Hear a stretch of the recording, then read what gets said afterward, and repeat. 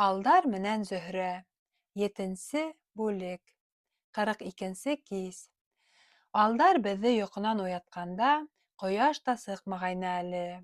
Ул Сибай менән Буранбай ағаһын саҡырып алды ла уларға малдар менән урау юлдан ҡайтырға кәңәш бирҙе. Ул юл дала буйлап барғас, малдарға ла үлән мул булыр, тине. Ә мин Зөһрә менән үҙем килгән юлдан ҡайтырмын, тип белдерҙе. Буранбай ағаһы менән Сибай аҡһаҡал бынан әллә ни хәүеф-хәтәр күрмәй ҡаршы төшөп торманылар.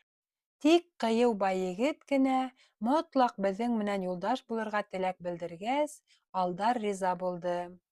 Тирмәләрҙе һүтеп алып, дөйәләргә артмаҡлап бөткәс, беҙ иң күндәм аттарҙы һайлап алдыҡ та, бөтәһе менән хушлашып, юлға ла сыҡтыҡ. 3 көн буйы беҙ бер нигә лә тарымай, имен генә барҙыҡ. Алдар байегет менән лабырҙашып, һүҙ уңайы сыҡҡан арала унан: «Ә һин беҙҙең юлда хәтәр хәлдәргә тарығып ҡуйырыбыҙҙы беләһеңме?» тип һорағас байегет: «Юҡ, белмәйем», тип яуапланы. «Тик мин Алдар менән Зөһрә юлдаш булғанда бер ниҙән дә ҡурҡмайым. Беҙгә уҫал януарҙар тап булыуы бар», тигәс, байегет бер ҙә иҫе китмәй генә: «Ә уларҙы мин батыр ҡыҙ менән бергәләп ҡырғаным бар», тип ҡуйҙы. Алдар шунда: «Ә яуыз ен-пәрейҙәр барын ишеткәнең бармы?» тип һорағас, байегет: «Һис юҡ», тине. «Улай булһа, шуны белеп ҡуй, батыр байегет, улар менән алышырға һинең бөтә ҡыйыулығың, бөтә айбарлығың кәрәк буласаҡ», тине Алдар. «Был яуыз ен-пәрейҙәр көслө батырҙар ҡулынан үлә торған заттар булһалар ҙа, уларҙы еңеп сығыу өсөн Хоҙай ярҙамы ла кәрәк. Изге пәйғәмбәребеҙ ҡайһылай ҙа үҙ динен тотҡан мосолмандарын ярлыҡамай ҡалмаҫ әле», тип ҡуйҙы байегет. «Ярай, ҡарап ҡарарбыҙ уныһын», тине Алдар. «Ә мин, ҡәҙерле ҡунаҡтарым, һеҙгә дөрөҫөн генә әйтәйем инде. 3 көн буйы бер һүҙ ҙә өндәшмәй, әгәр Алдарға бер хәл булып ҡуйһа, унан башҡа йәшәй ҙә алмаҫымды уйлап, бик тә эсем бошоп килдем. 4-нсе көн килә торғас, көн төшкөлөккә еткәндә, киң бер туғайҙы сығып, бер тау егенә яҡынлашып ҡына бара инек, ҡапыл шунда ҙур бер юлбарыҫ килеп сыҡҡанын күреп ҡалдыҡ. Ул оҙон ҡойроғо менән ергә һуғып, тештәрен ыржайтҡан килеш, әкрен генә атлап, беҙгә ҡаршы ырылдап килә ята ине. Алдар шунда көлөмһөрәп байегеттән: «Бындай йәнлекте күргәнең бар инеме?» тип һораны. Ул: «Юғын юҡ та, шулай ҙа мин уны үҙемдең уғым менән таныштырып ҡарайым әле», тип әҙернәһен ала һалып, уғын шундай ғәйрәт менән атып ебәргәйне, уғы януарҙың һул яҡ ҡалаҡ һөйәге аҫтына бөлдөргөһөнә саҡлы барып ҡаҙалды. Уҫал януар башын ҡайырып, уҡты тештәре менән һурып сығарырға маташҡан арала, ҡурҡыу белмәҫ байегет һөңгөһө менән уны үтә сыҡҡансы ҡаҙап та өлгөрҙө. «Һай, Мәрҙәс батыр!» тип ҡысҡырып уҡ ебәрҙе Алдар. «Хәтәр мәлдә һиңә таянырға була икән. Атыңдан төшөп, януарҙың тиреһен һыҙырып ал. Әйҙә, атыңдың ябыуына ярап ҡалыр, ә үҙеңә дан билдәһе булыр». Алдар үҙе лә аттан төшөп, байегеткә булыша башланы. Ҡояш эҫеһенән тире шунда уҡ ебеп тә өлгөрҙө. Байегет уны эйәренә һалып ултырғас, беҙ йәнә ары киттек. Бер ҡыҫыҡ буйлап күп тә бармай, киң бер туғайға килеп сыҡһаҡ, алдыбыҙҙа төбө үтә күренмәле бер шишмә сылтырап ағып ята ине. Яр буйындағы тарбаҡай өйәңкеләрҙе күргәс, Алдар шуларҙың күләгәһе аҫтында, бер аҙ тамаҡ ялғап, аттарыбыҙҙы ла хәл йыйҙырып китмәксе булды. Аттарыбыҙҙан төшөп, эйәр өпсөндәрен бушатып ҡына тора инек, ҡапыл шунда ап-аҡ кейем кейгән бер ҡарттың беҙгә табан килә ятҡанын күреп ҡалдыҡ. Бер ҡулына оҙон таяҡ, икенсе ҡулына эре мәрйендән төҙөлгән тиҫбе тотоп алған. Үҙе көйгәнәктәй ап-аҡ оҙон һаҡалы булып, башына бер осо биленә саҡлы төшөп торған, йоҡа ғына сәллә урап алған. Уны күргәс тә, был, моғайын, күктән төшкән берәй изге заттыр тип, шаҡ ҡатып ҡалдыҡ. Уға күҙ һирпеп ҡарарға ла ҡыймай, баштарыбыҙҙы эйгән килеш, ҡулдарыбыҙҙы күкрәктәребеҙгә ҡуйып торғанда, ул беҙгә килеп етеп, үҙе үк сәләм бирҙе лә, яуап сәләмебеҙҙе ишеткәс: «Һеҙҙе бында кем килтереп сығарҙы, хаҡ мосолмандар?» тип һорай ҡуйҙы. Алдар, бер аҙ ҡыйыулана төшөп: «Үҙ йәйләүемә тиҙерәк ҡайтмаммы тип, был тура юлды мин һайлағайным», тине. «Ә һин, Айбарлы ҡыр батыр, былай итеп үҙеңде лә, хәләл ефетең менән иптәшеңде лә ниндәй хәтәр хәлгә ҡуйырыңды белмәй инеңме ни?» тип һораны шунда теге ҡарт. Мин ирҙәр кейеме менән һарайта кейеп алыуыма ҡарамаҫтан, ул минең ҡыҙ-ҡырҡын затынан булыуымды белеп торғас, уның һүҙҙәренән һиҫкәнеп үк киттем. «Юлда беҙгә яуыз пәрей осрарын ишеткәйнем», тине уға ҡаршы ирем.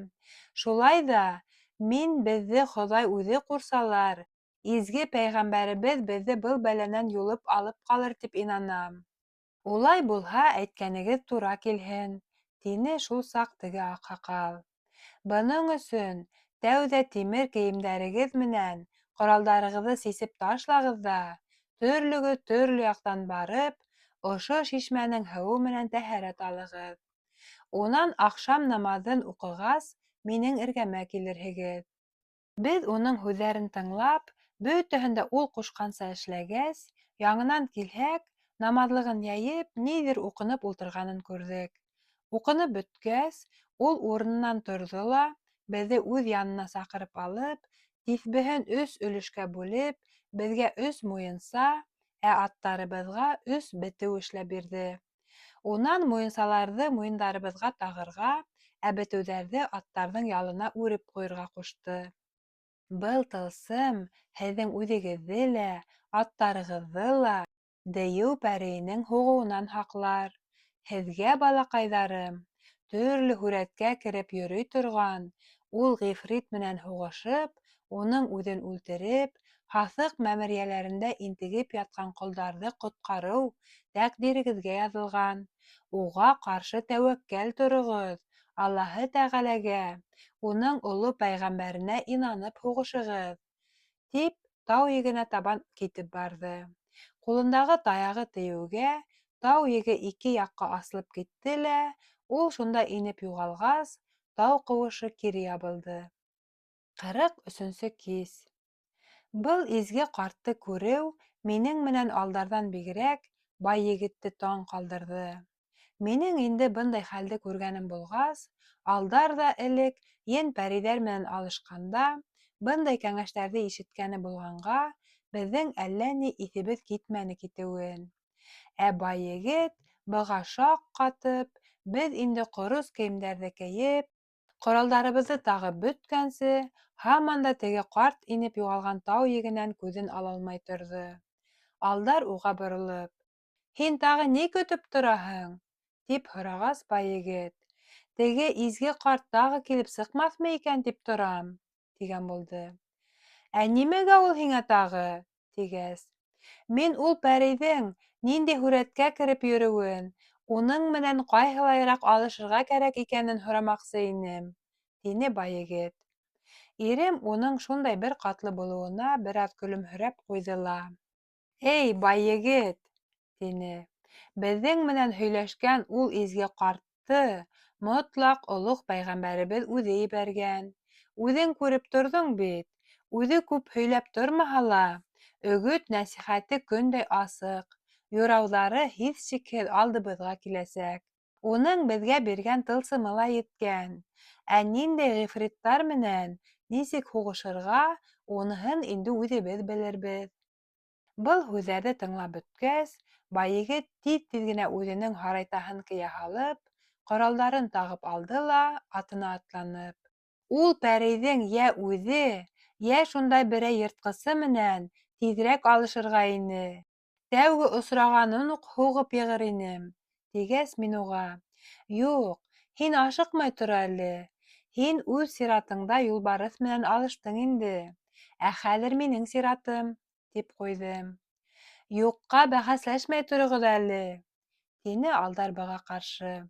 Беҙҙең өсөбөҙгә лә эш етерлек булыр. Шулай һөйләшеп килә торғас, беҙ кискә тиклем бер нигә лә юлыҡмай барып, алдар менән мин Муйнаҡтың был урындағы йыртҡыс януарҙар тураһында һөйләгән һүҙҙәренең дөрөҫлөгөнә икеләнә биреп ҡуйҙыҡ. Беҙ инде Ағиҙел башынан байтаҡ ары китеп, көн дә кискә һарыҡҡас, яҡындағы йылға буйында ҡунып китергә булдыҡ. Төндө шунда тыныс ҡына үткәреп, иртән ҡояш менән бергә тороп йыуынып алғас, иртәнге намаҙҙы уҡыныҡ та ары юлландыҡ. Ҡуйы урман араһынан барып, көнө буйы унан сыға алмаҫбыҙ һымаҡ тойола башлағайны, ҡапыл күҙ алдыбыҙҙа киң бер туғайлыҡ асылып китте. Унда өйөр-өйөр йылҡы һәм һыйыр малдарының көтөүен күреп ҡалдыҡ. Уларҙы күргәс, «Был ни ғәләмәт тағы?» тип ҡуйҙы ирем аптырап. Беҙҙең ете ырыу малдары бындай ерҙә көтөлмәй торғайны. Әйҙә, яҡыныраҡ барайыҡ әле, көтөүселәрен күреп булмаҫмы икән? Беҙ шулай тирә-яҡҡа ҡарағылап бара торғас, бер өйөр йылҡы малы эргәһендә беҙҙе бар тип тә белмәгән бер һыбайлыны күреп ҡалдыҡ. Шуға тиҙерәк сабып барып етһәк, ул беҙҙе күреп алғас, туҡтап ҡалды. Беҙ ҙә аттарыбыҙҙы туҡтатып, уны ҡурҡытып ҡуймаҫ өсөн ҡул ғына болғаныҡ. Алдар уға, бер кемдән дә ҡурҡмайынса, бире табан килергә саҡырып тауыш бирҙе. Ул беҙгә ҡарай ыңғайлағас, беҙ ҙә уға ҡаршы киттек. Шунда уның йыртыҡ-бортоҡ кейем кейеп алған бер кеше икәнен күрҙек. Мин уға текләп ҡарай торғас, ҡайҙалыр бер күргән кешемде төҫмөрләгәндәй булдым. Алдар шул саҡ: «Ай-вай-вай! Мин Балғар батшаһының илсеһен күрәм түгелме һуң?» тип ҡысҡырып уҡ ебәрҙе. «Кемгә һин былай көтөүселеккә килеп эләктең? Был менгән арыҡ атың кем сабаны булыр?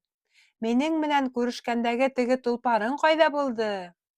Көтөүсе иремдең был һорауҙарына яуап та бирә алмай, уға текләп ҡарап торҙо ла: «Аһ, батыр, был көнгә төшөүемдән көлмә улай!» тип көрһөнөп алды. «Һеҙгә был көндө күрергә яҙмаһын. Һуң үҙегеҙҙе бында ниндәй ел ташланы?»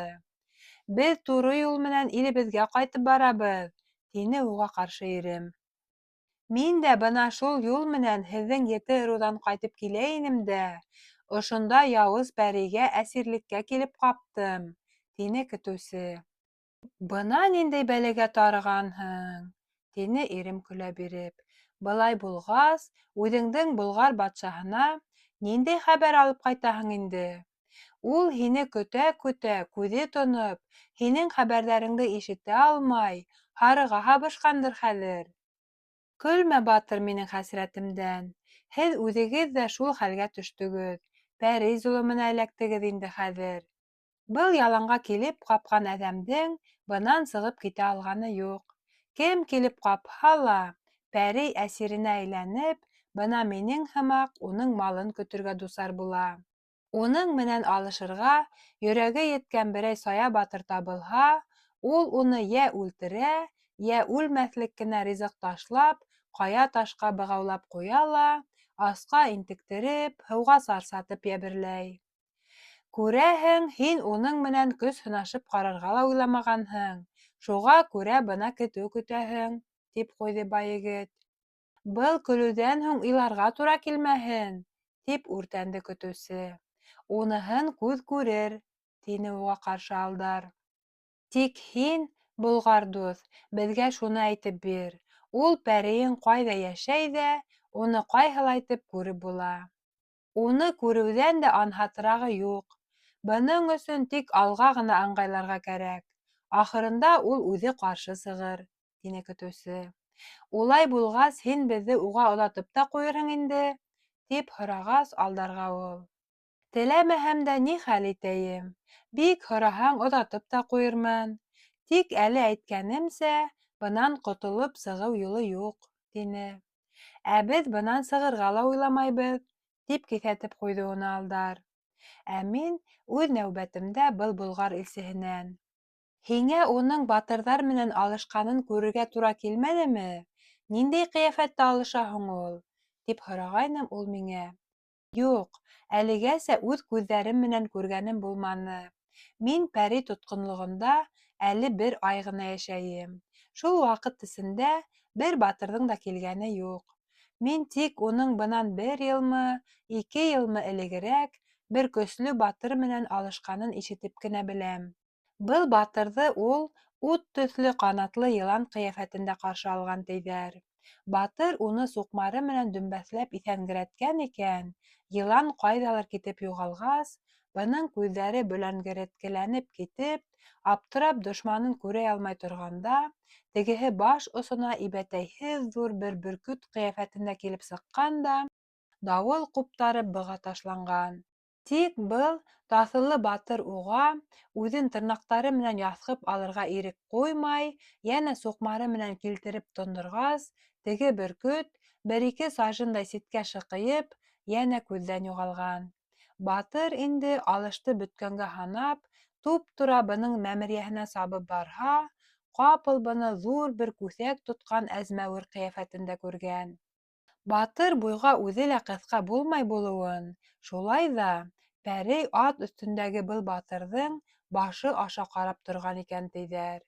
Айбарлы батыр, ҡурҡыуҙың ни икәнен дә белмәй, быға ҡаршы сабып килеп, шундай ғәйрәт менән суҡмарын һелтәп ебәрһә, суҡмары пәрейҙең күҫәгенә генә тейә, шунда уҡ селпәрәмә килә. Пәрей батырҙың ҡоралһыҙ ҡалғанын күргәс, тәүҙә атын бәреп йыға, шунан үҙен эләктереп ала. Батыр ҡойолоп төшмәй, пәрей менән айҡашырға керешә, бөтә ғәйрәте менән таҫыллығын һалып һуғыша. Шулай ҙа ахыр сиктә пәрей өҫтөн сыға, батырҙы иҫәнгерәткәнсе ергә атып ора. Был иҫенә килгәнсе, пәрей билбауын сисә һалып, уның аяҡ-ҡулдарын шаҡарып бәйләй ҙә, елкәһенә һалып, мәмерйәһенә алып кереп тә китә. Алдар Болғар илсеһенең һөйләгәнен тыңлап бөтөргәс: «Ай-һай, телгә бөткәнһең икән дә үҙең, үҙ күҙең менән күреп торғандай һөйләйһең», тип башын сайҡап ҡуйҙы. Болғар батшаһы мөғжизәләр күреп йөрөргә алйуҫыҡҡа ғына ебәрмәгән икән үҙеңде. Кемде ебәрергә белгән? Мин һиңә, батыр, был алышты үҙ күҙем менән күрмәгәнемде әйткәйнем инде, тине Болғар илсеһе. Шулай ҙа ул бығаулы батырҙы мин үҙ күҙҙәрем менән күрҙем. Ул бахырҡайға ризыҡ килтергә пәрей үҙе ебәргәйне мине.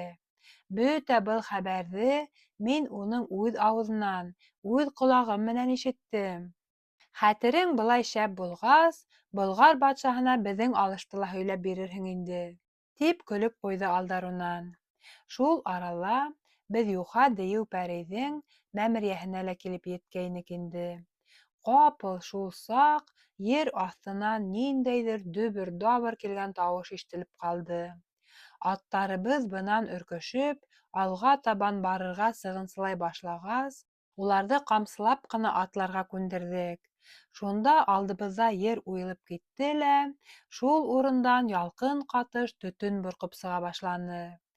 Аттарыбыҙ бынан үрә ҡарғып, алсайып торҙолар.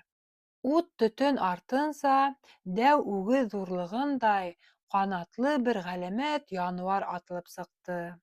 Ул кәкре суҡышлы, оҙон муйынлы, имәнес ҡош ҡиәфәтендә булып, алғы аяҡтарында ла, артҡы аяҡтарында ла оҙон кәкре тырнаҡтар тырпайып тора ине.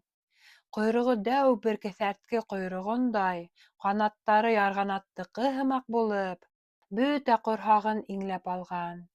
Был кеҫәртке ҡош шулай ер өҫтөнә атылып сығыуға, ер тишеге яңынан ябылды ла, дөбөр-дабыр тауыш та тынып ҡалды. Беҙ өсөбөҙ ҙә быны күреп, иҫтәребеҙ китеп торҙоҡ. Ә теге ҡурҡаҡ Болғар аҫтына шыр ебәреп: «Йә, батырҙар, ҡарап ҡарайыҡ һеҙҙең ҡыйыулыҡты!» тип ҡысҡырып ситкә тайшанды. Мин уның был һүҙҙәренән намыҫым килеп, был имәнес йыртҡысҡа һөңгөм менән ташланғайным, һөңгөм уның муйынын үтә тишеп сыҡты ла шартлап һынды. Имәнес ҡош ҡанаттарын елпеп миңә ташланғас, ҡылысым менән уңлы-һуллы һелтәп, быны ҡырҡҡа тураһам да, ырғаҡ һымаҡ тырнаҡтары менән атымды ла үҙемде лә өҙгөләргә тотондо. Күлдәгем менән һарайтамдың да ҡарар ерен ҡалдырманы. Шулай ҙа атым менән үҙем һаман бер ни булмағандай, иҫән-һау ҡалып, икеләтә ғәйрәт менән, бының сапмаған ерен ҡалдырмай, ахыр сиктә алғы бер аяғын өҙөп тә төшөрҙөм. Йыртҡыс ҡош үкереп ебәрҙе. Ҡуйы төтөн борҡотоп, күҙҙән дә юҡ булды. Мин төтөн эсенә инеп ҡараһам да, бер ни ҙә күренмәне.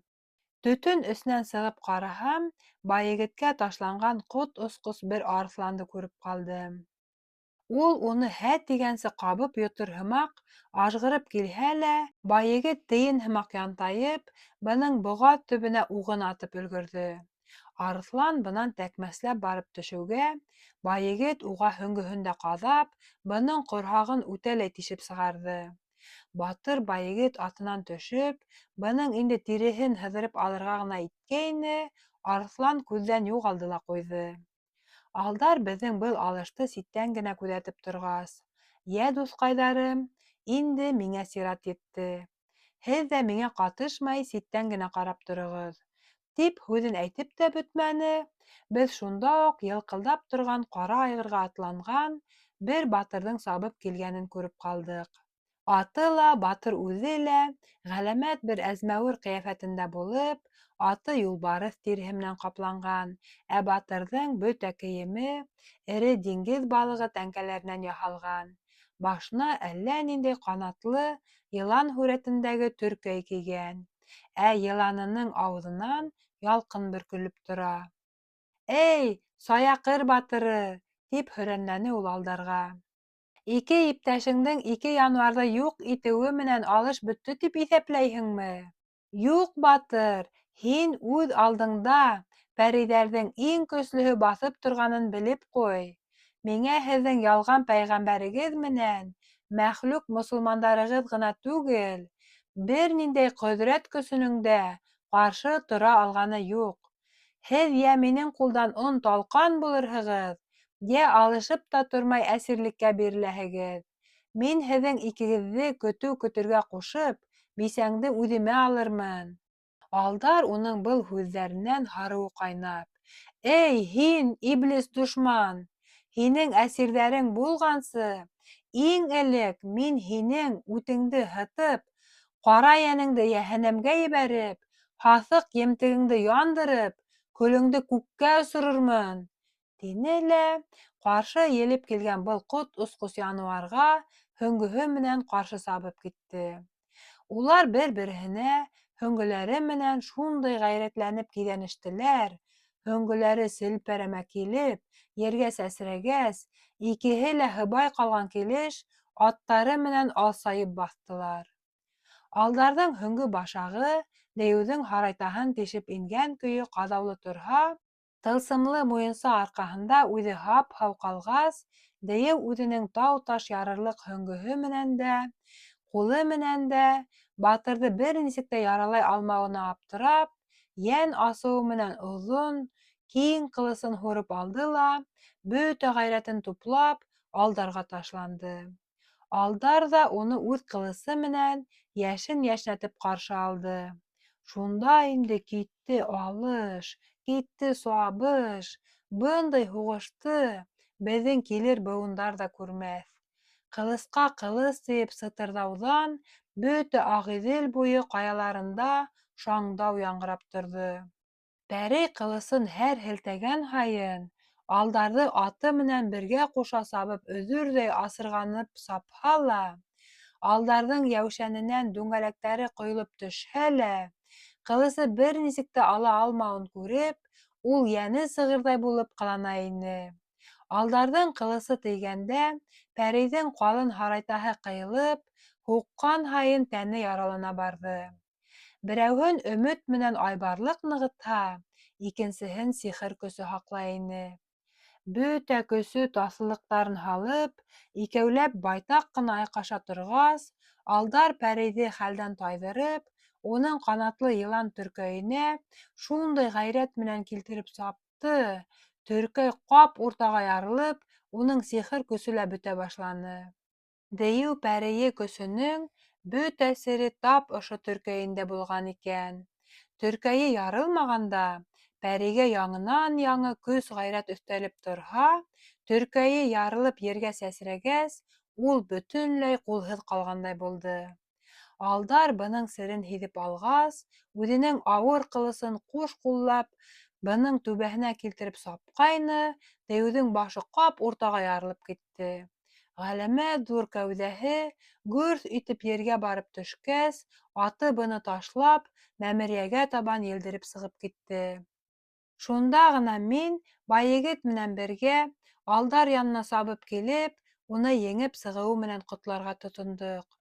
Ә ул, атынан төшөп, пәрейҙең ҡорал һарайтаһын сисеп алып, беҙгә уның емтеген яндырып, көлөн күккә осорор өсөн ҡоро утын йыйып килтерергә ҡушты.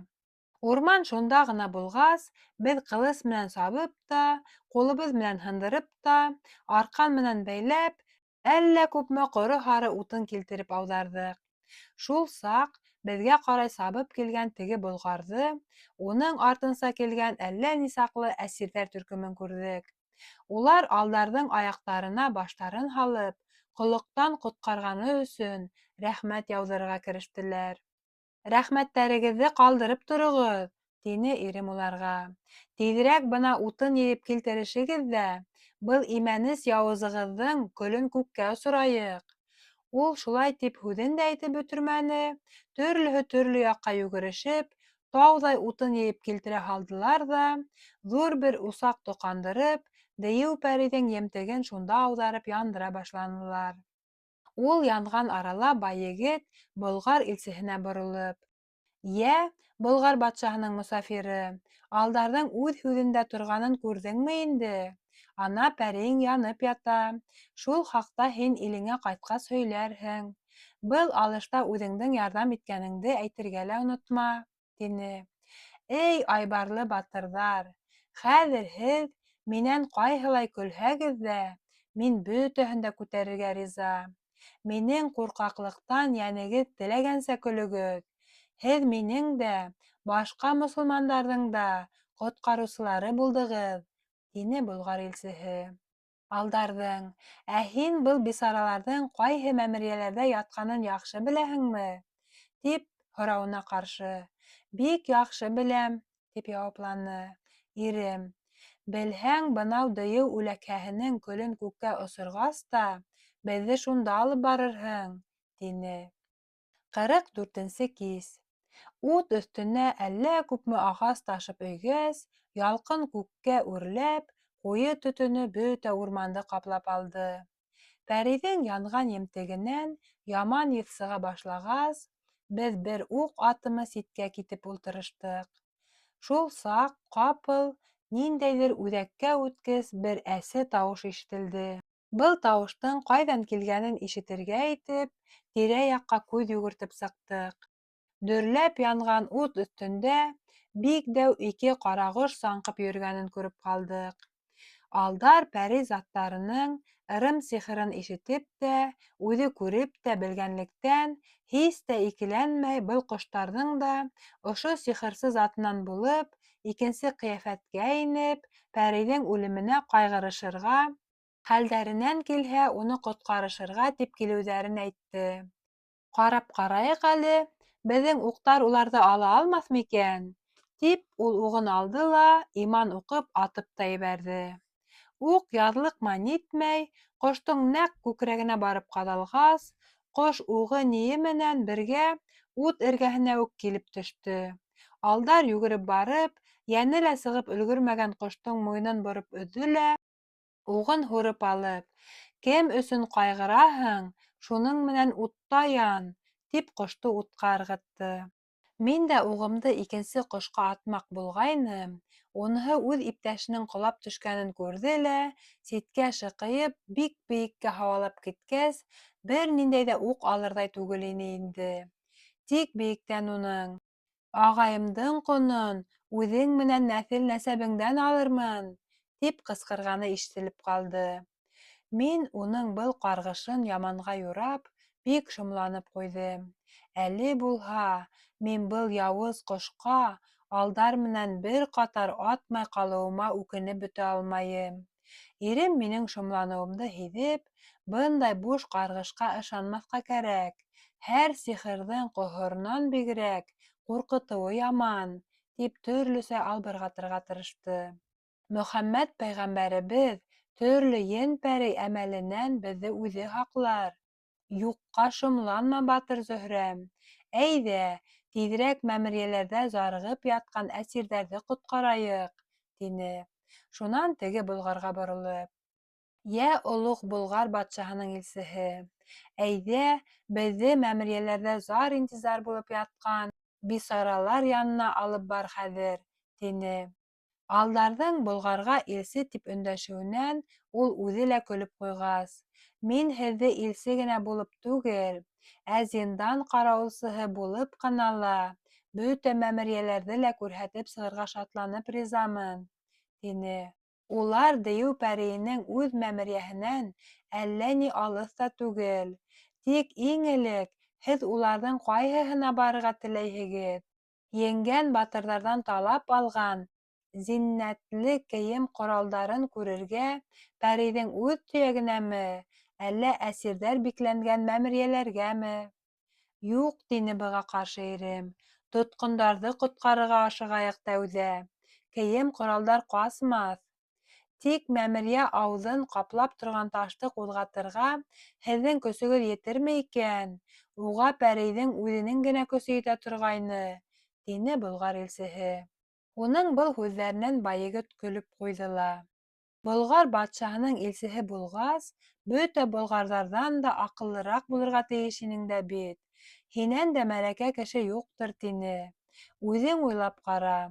Пәрейеңдең көсө еткәнде, уның үҙен үлтергән батыр нисек инде мәмерйәгә юл асып инә алмаһын ти.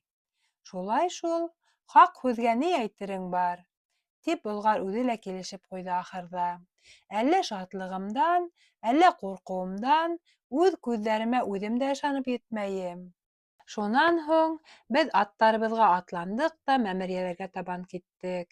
Юл әллә ни оҙон да булмағас, шунда уҡ дөм ҡара урман менән ҡапланған ҡаялы тау егенә барып та сыҡтык. Беҙгә артабан аттарыбыҙҙан төшөп, тар ғына һуҡмаҡ буйлап атларға кәрәк ине. Иң алдан Болғар төшөп алды, алдар уның артынан эйәрҙе. Күп тә үтмәй, һуҡмаҡ беҙҙе теге таш эргәһенә килтереп еткерҙе. Ул дәү бер дүрткел таш булып, иңе 2 сажын, ҡалынлығы 1 сажын самаһындай бар ине. Ирем уны тирә-яғынан ҡарап сыҡҡас: Байегеттең һүҙен йыҡҡансы, был таштың үҙен йығып ҡарайыҡ әле. Тик һеҙ ситкә китеп тороғоҙ, яңылыштан баҫып ҡуймаһын, тип уның бер ҡырыйынан тотоп алды ла, яурыны менән бөтә көсөнә төртөп ебәргәйне, таш мәмерйә ауыҙынан ситкә тәгәрәп китте. Эстән шул саҡ һаҫыҡ еҫ килеп бәрелгәс, беҙ мәмерйә бер аҙ елләнгәнсе көтөп торорға булдыҡ.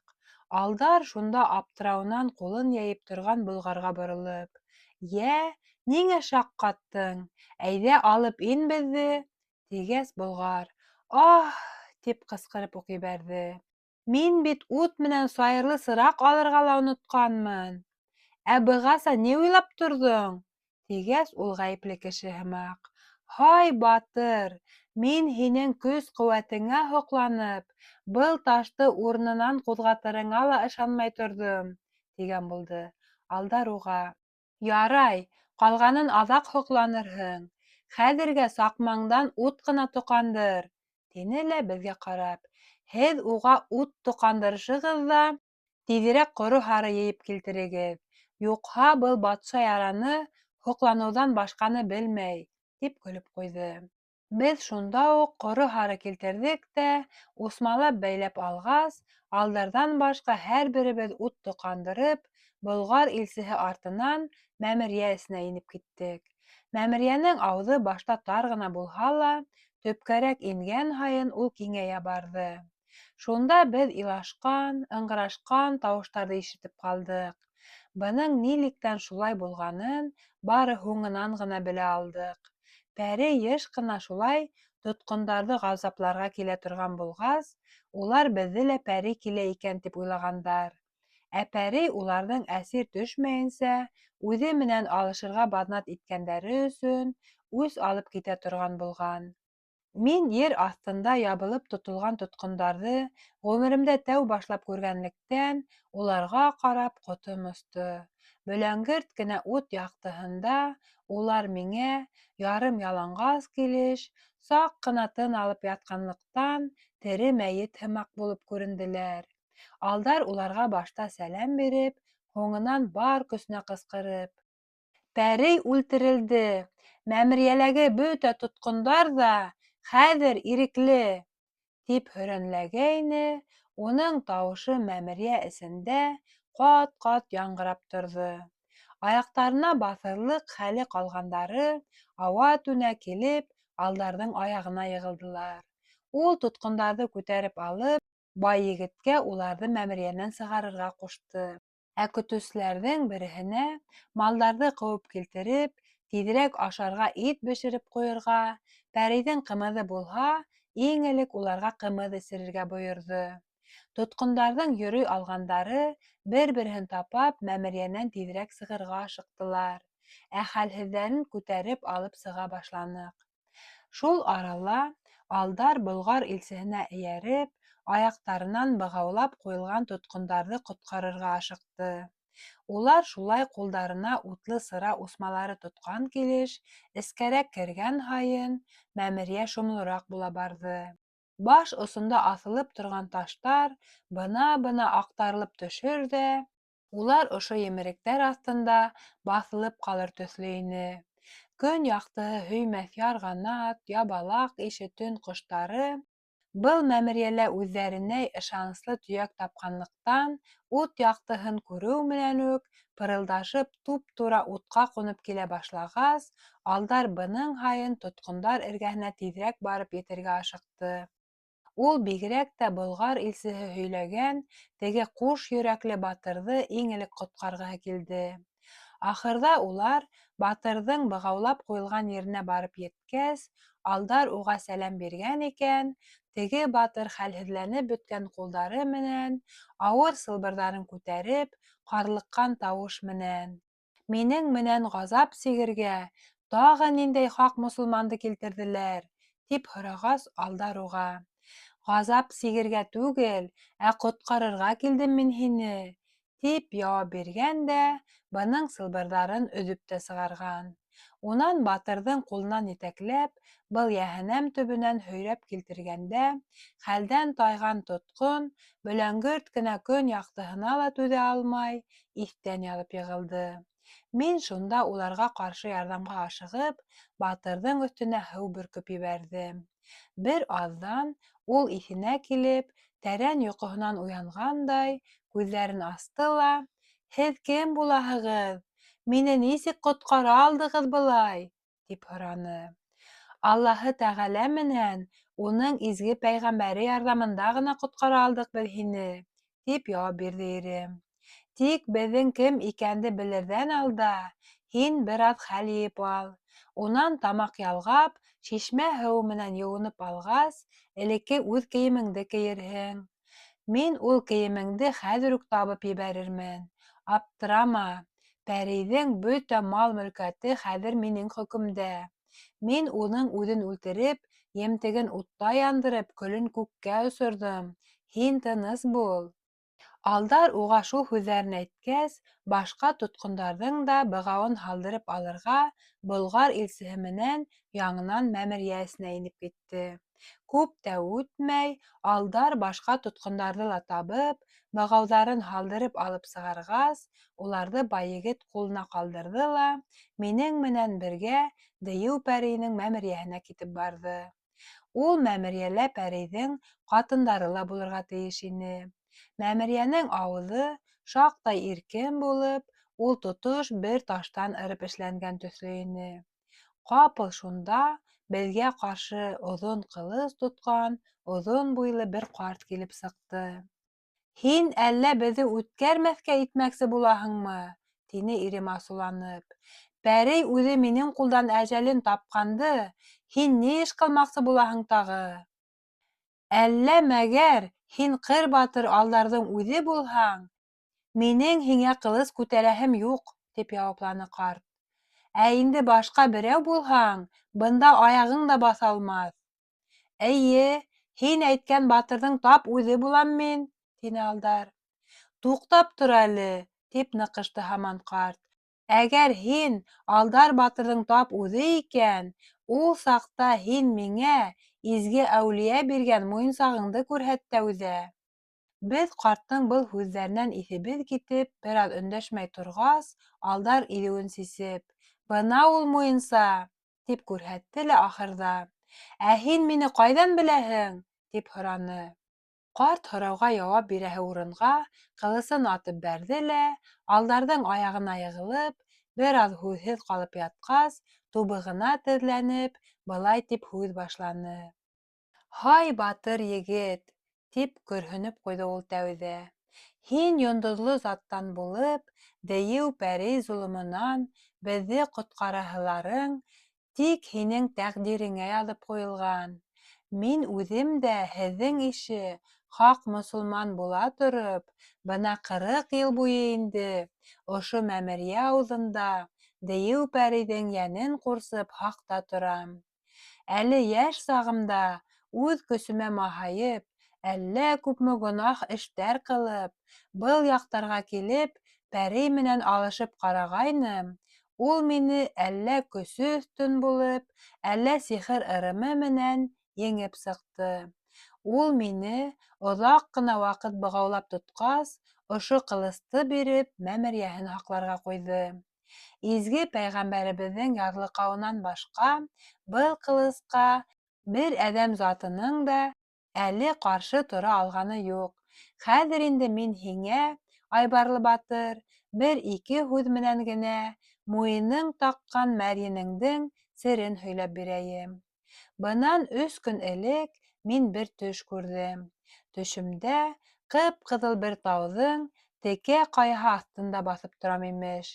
Шунда ҡая ярығынан ҡулына шау мәрйендән генә теҙелгән, оҙон диҫбе тотҡан, ап-аҡ һаҡаллы бер диндар ҡарт килеп сыҡты ла, минең эргәмә үк килеп баҫып, ҡырҡыу тауыш менән, үҙ исемемде әйтеп, былай тине: «Мерәс, һин йәш ваҡытыңда ҡылған гонаһтарың, үҙең күргән ғазаптарың хаҡына, яуыз рухҡа хеҙмәт итеүҙең хурлыҡтарын күтәреүең хаҡына гонаһкәрҙәр китабынан юйылып бөттө. Изге пәйғәмбәребеҙ һиңә яҡты йөҙөн бороп, үҙеңә шуны әйтергә ҡушты: тиҙҙән һеҙҙең һәләкәт йортоғоҙға үҙенең хәләл ефете менән тағы ла бер урман батырын эйәртеп, алдар тигән данлыҡлы ҡыр батыры килер ҙә, залимығыҙҙы үлтереп, һеҙҙе һәләкәттән юлып алыр, тине был. Уны һин бына ошо тиҫбенән, мин эшләп биргән муйынсаһынан танып белерһең. Әгәр ҙә мәгәр һин уға ҡул күтәрә торған булһаң, уның кейеменә тейеү менән, ҡылысың селпәрәмә килеп, әжәлеңде ошо батыр ҡулынан табырһың, тине лә китеп барҙы, имеш был. Бына бөгөн килеп, төшөм өнгә әйләнде, туғанҡайҙарым. Һеҙҙең дейеү пәрейе менән алышҡанығыҙҙы миңә килеп киткән көтөүселәрҙән ишетеп белдем. Пәрейҙең үҙен дөмөктөргәнеңде лә, уның бөркөт ҡиәфәтендәге бер туғанын атып төшөргәнеңде лә, береһен ҡатыныңдың атып өлгөрмәй ҡалыуын да, теге икеһен яндырып, көлдәрен күккә осорғас, ер аҫтында ғазап сиккән мосолмандарҙы ҡотҡарыуығыҙҙы ла, бөтәһен дә энәһенән ебенәсә һорашып белгәс, мин һеҙҙең бында килерегеҙҙе 4 күҙ менән көтөп торҙом. Бигерәк тә изге әүлиә биргән муйынсаны үҙ күҙҙәрем менән күргем килде. Бына инде хәҙер күреп торам. Юрағаным буш булманы. Аллаһы Тәғәләнең, уның изге пәйғәмбәренең беҙҙе ҡурсалауына мең шөкөр. Беҙгә хәҙер һин ни ҡылһаң да үҙ иркең, тип Мерәс ҡарт һүҙен осланы. 45-нсе кис. Алдар Мерәс ҡарттың һөйләгәнен тыңлап бөткәс: «Был мәмерйәлә һинән башҡа тағы кемдәр бар? Башҡа тотҡондар юҡмы?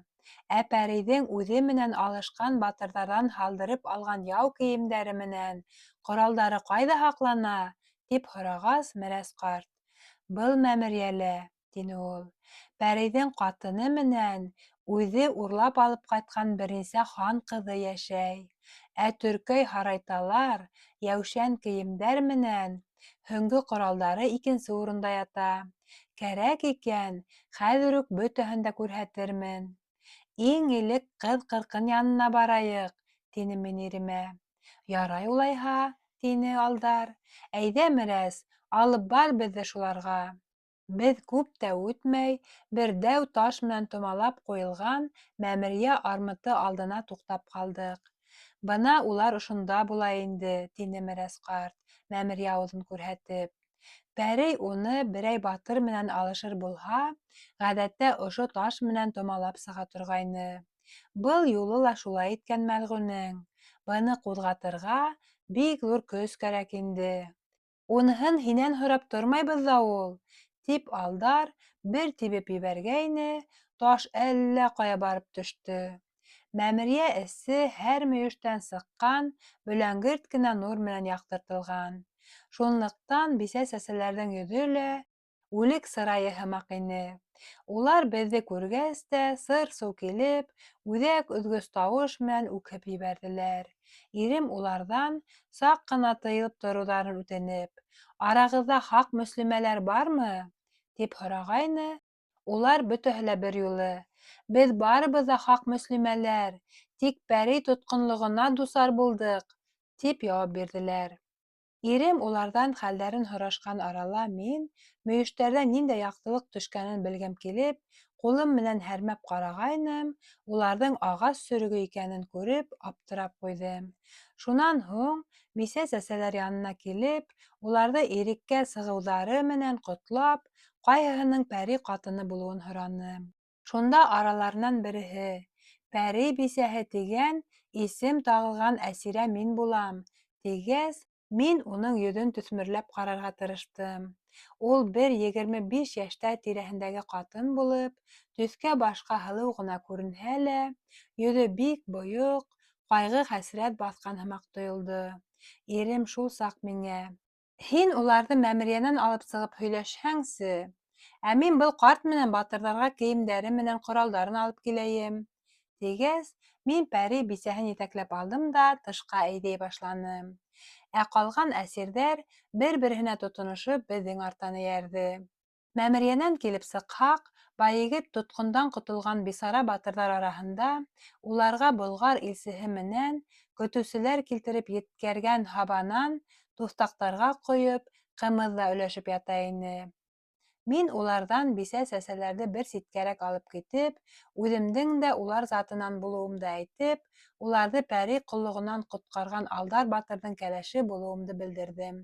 Шунан үҙен дейеү бисәһе тип танытҡан ҡатынға: «Һинең иреңде Алдар үтерҙе», тигәс ул: «Аһ, ул залимды ирең тип тә атамаҫ инең, исмаһам», тип үкһеп үк ебәрҙе. Уға мин һис көтмәгән еремдән килеп ҡаптым. Минең хан улы булған, үҙемдең йәш, батыр ҙа, матур ҙа кейәүем бар ине. Уның атаһы Үзбәк хан әле лә, моғайын, Иртыш үрендә йәйләп йөрөйҙөр. Мин уның улы Аҡкүбәккә йәбешелгәйнем. Инде ҡауышабыҙ тип торған туй булаһы көндө генә әхирәттәрем менән үҙебеҙҙең йола буйынса атта сабышып килергә тип далаға сығып киттем. Менгән атым толпар булып, уның эйәр өпсөнө лә, минең кейгән кейем дә тиң туңдаштарымдыҡынан айырылып тора ине. Беҙ шулай далала уйнап-көлөп, аттан тартышып йөрөй торғас, төш тә етеп, инде ҡайтырға ғына тип торғанда, ҡапыл бер бүре килеп сыҡты ла, бөтәбеҙ ҙә ҡыйҡыулашып шул бүрене ҡыуып алып киттек. Минең толпарым, бөтәһенән дә алғырыраҡ булғас, башҡаларҙан алғараҡ сығып, бүрене ҡыуып ҡына еткәйнем, ул ҡапыл күҙҙән яҙҙы ла ҡуйҙы. Мин башта уны берәй өңөнә-ниңенә кереп боҫҡандыр тип, Шул тирәлә сабып йөрөп, өңдө эҙләй генә башлағайным, күҙ алдымда ер ярылып китеп, унан ҡуйы төтөн борҡолоп китте. Төтөн артынса ҡанатлы йыланға менеп ултырған пәрей ҙә атылып сыҡты. Мин ҡотом осоп, ҡулдарым менән күҙҙәремде ҡаплай һалғайным, атымдан һөйрәп тә төшөрҙөләр. Күҙҙәремде асып ҡараһам, үҙемде инде һауала ендәр осороп алып барғанын күреп, саҡ йөрәгем ярылманы. Киске эңер төшөүгә инде пәрей мине бына ошо мәмерйәһенә килтереп еткерҙе.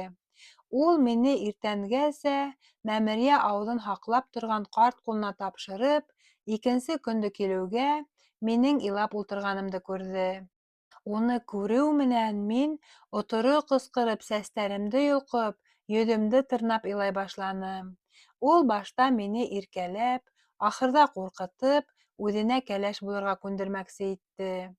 Мин уға яҡын да килмәгәс, миңә яҡшылап уйлап ҡарарға бер нисә көн ваҡыт бирҙе. Шул көн үткәс, йәнә килеп үҙенең бисәһе булырға әҙер торорға ҡушып китте. Уның был һүҙҙәренән ҡотом осҡас, ул мине мерәс ҡартҡа ҡалдырып, мине өгөтләп ҡуйырға ҡушты.